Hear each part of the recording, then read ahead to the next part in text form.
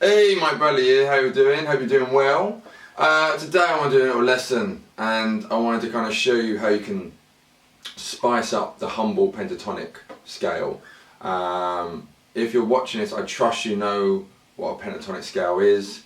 You're not just thinking 5 and tonic water or something like that. But yeah, pentatonic scale is the kind of meat and potatoes of what most contemporary electric guitar players play, and it's what everyone pretty much makes their whole career on, you know.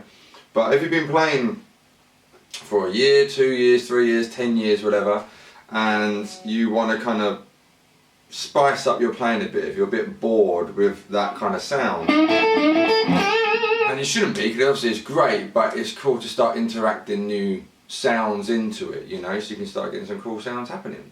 So, without further ado, let's do it in the key of A minor. That's what everyone does, right? So, there's your humble pentatonic scale, shape 1. So, just in case you don't know, on the 6th string you got 5, and 8, 5, 7, 5, 7, 5, 7, 5, 8, 5, 8.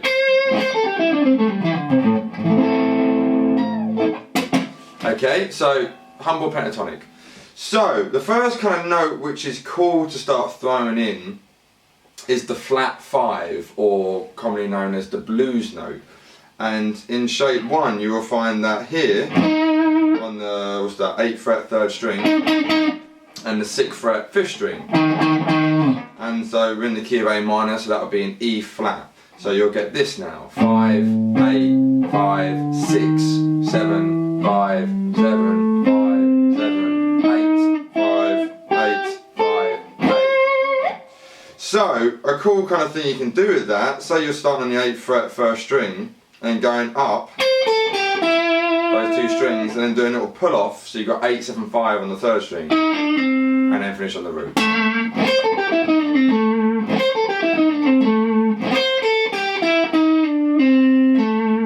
So that's a cool little idea, kind of standard thing you got in a Whole Lot of Love. That kind of thing happening to you here during plays during that. But what I like to do, because that's cool doing it, a standard, you know, picking the note or legato in the note. This gives it kind of a cooler, jazzier kind of sound. What I like to do a lot, so if you're on the D note, so on the 7th fret 3rd string, slide into that flat 5 and then back again. So you get that kind of sound happening. So just give it a hint of the jazziness to it, you know. And of course we do have it there on the 6th fret, so I'm sliding 5 to 6 and back to the 5, and then 3, and then the root note there. I mean, experiment, but you know, I don't want to show you lick note for note, everything like that, because I think it's important to kind of take the ideas and then make them your own. But certainly just doing that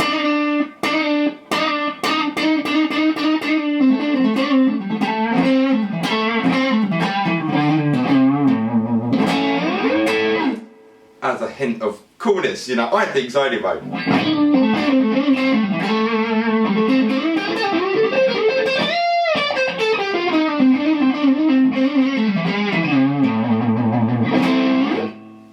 Another note, what I like to do, many notes, but just adding in now the B note.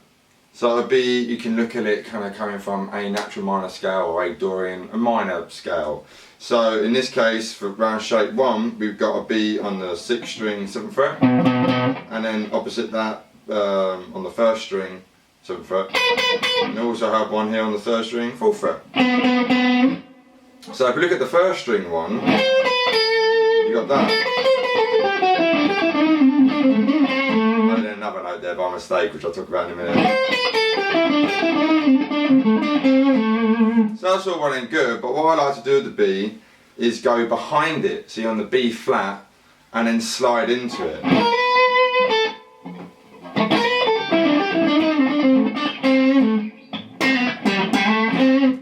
And you get that again, that kind of jazzy kind of sound. So then I'm sliding 6 to 7 on the first string, milk it as long as you want, and then go back to the root, so in this case A on the 5th fret.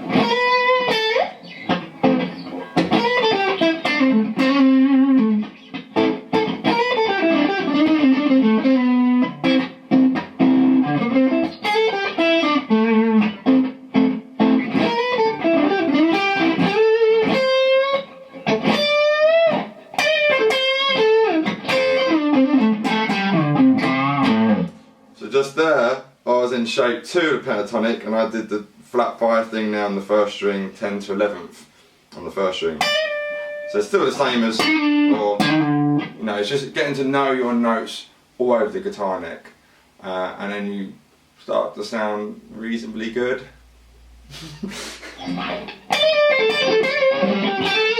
But yeah, so that B, so sliding B flat to B, so it kind of produces that kind of outside playing for that moment, instead of just going to the B, which is alright, but just adds a bit of coolness, I think, by sliding into it.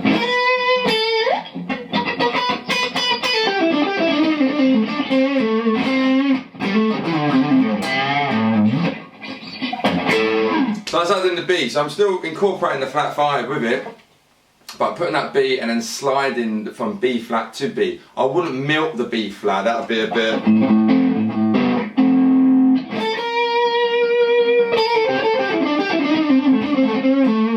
mean, it works, but it's kind of sounding like a minor-ish.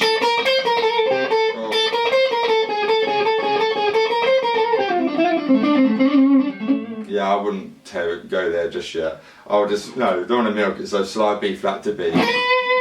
And it just get that kind of cool sound happening. And another note which I hit by mistake, well not by mistake, my finger just went there, I hit an F sharp, which is, so on the second string you've got, on the 7th fret there. So if you've got the top 2 strings, usually in pentatonic being 5, 8, 5, 8, we can do 5, 7, 8 on both the strings. And then of course you know on the 3rd string, because we've got that flat 5. So this is now basically Dorian, you know, kind of scale. If you're playing over an A minor chord, if you got over a dominant 7th chord,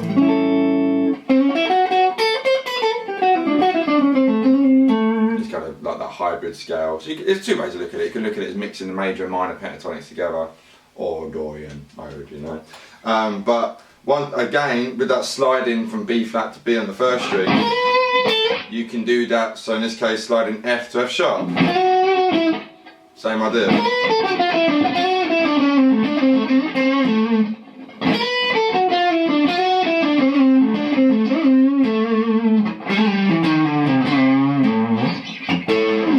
Now I mean, it just gives it a sophisticated kind of just gives it a sophisticated kind of sound, you know, which is really cool.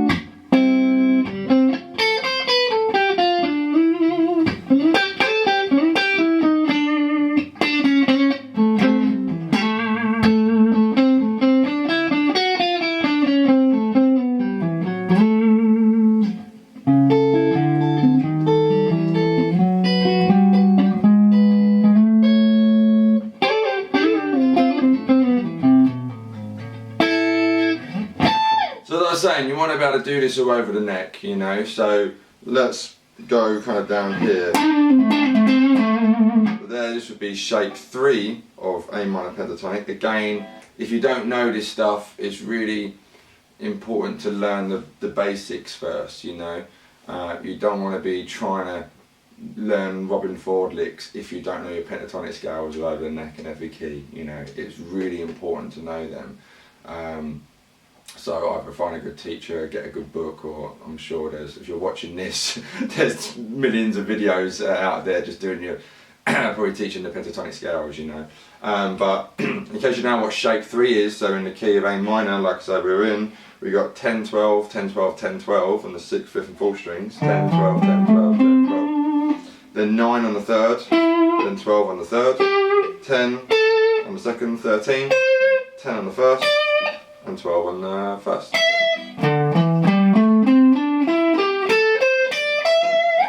So the flat 5 idea, and I like doing it in this position because it's on a thicker string, it gives it a more of a bassier tone, which is great.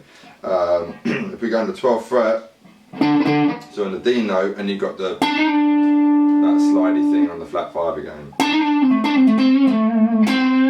So it's exactly the idea as that, but because it's on a thicker string, it produces a thicker tone, you know. So that's why Steve Ray Vaughan and people like that, and who actually 6 strings, I think John May has 6 strings. You know, the thicker the string, the thicker the tone. It's that classic kind of idea, really, you know. So on the full string, I'm sliding 12 to the flat 5 and back to 12 again, and then you can do a little pull-off thing around the 10th fret on the same string. Go up to the 12th fret on the 5th. And I always bend that. So in this case it was like a C note. So that's the minor 3rd, and you're bending it to a major 3rd, basically. That kind of thing.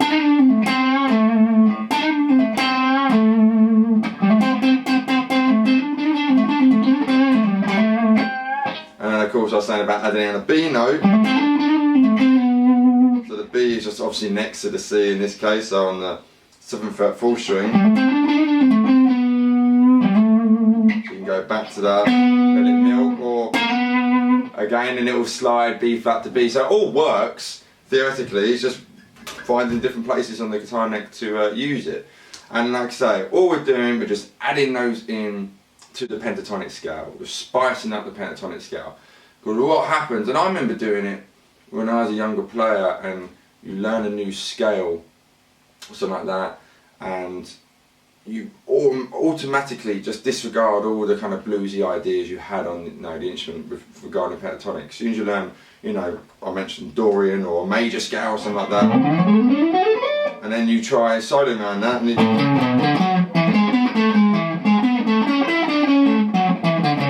it's like, no, the blues phrasing goes out the window.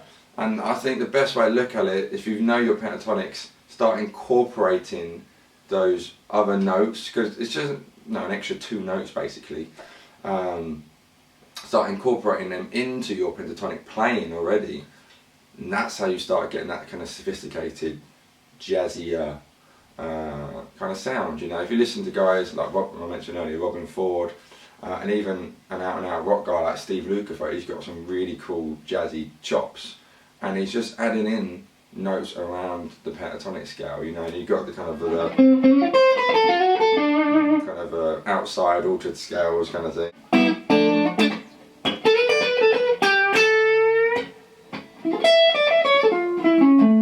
You know, so you can do really cool things like that, you know.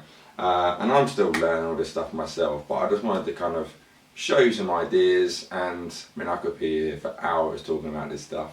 If you want to know more about this idea, I'm now doing Skype lessons, so yeah, as well as private one-to-one ones, so do drop me an email if you want to kind of dive more into this kind of stuff. But I just wanted to give you a little taster and hopefully help you spice up your pentatonic playing, you know, and your overall lead playing. Because like I said earlier, we kind of use pentatonic scales for the guitar player is kind of like the holy Bible, you know. So give it a go, start adding this stuff in, and see what you make of it, you know, and just little slides, little glitches like that.